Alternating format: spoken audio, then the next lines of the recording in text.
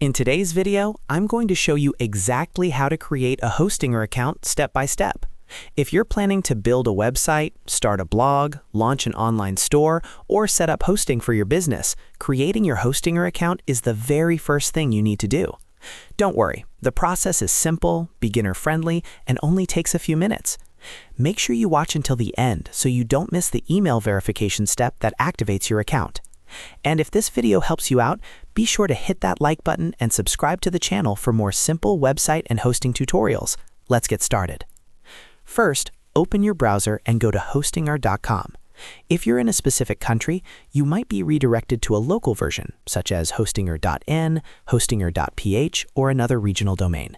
That's completely fine. The steps are exactly the same. Once the website loads, look at the top right corner of the page. You'll see an option that says Sign In. Click on Sign In, and on the next page, you'll see the option to create a new account. Alternatively, if you're planning to purchase hosting immediately, you can click the Get Started button on the homepage. This will guide you through choosing a hosting plan first, and during that process, you'll be prompted to create your account.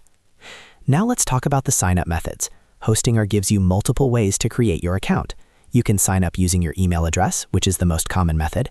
You can also continue with your Google account for faster registration. There's also the option to sign up using Facebook, and developers can even use GitHub. Choose the method that works best for you. If you're signing up with your email address, enter your active email in the email field. Make sure it's an email you have access to, because you'll need to verify it in just a moment. Next, create a strong password. I recommend using a mix of uppercase letters, lowercase letters, numbers, and symbols to keep your account secure. Once you've entered your email and password, click Continue or Create Account, depending on what you see on your screen. After this step, Hostinger will automatically send a verification email to the address you provided. This is a very important step because your account won't be fully activated until you verify your email. So open a new tab, go to your email inbox, and look for an email from Hostinger. If you don't see it in your main inbox, make sure to check your spam or promotions folder just in case. Open the email and click on the Verify Email button inside. Once you click that link, your Hostinger account will be successfully activated. And that's it. You've officially created your Hostinger account. From here, you can log into your dashboard, purchase a hosting plan, register a domain name, and start building your website right away. As you can see, the entire process is straightforward and beginner-friendly.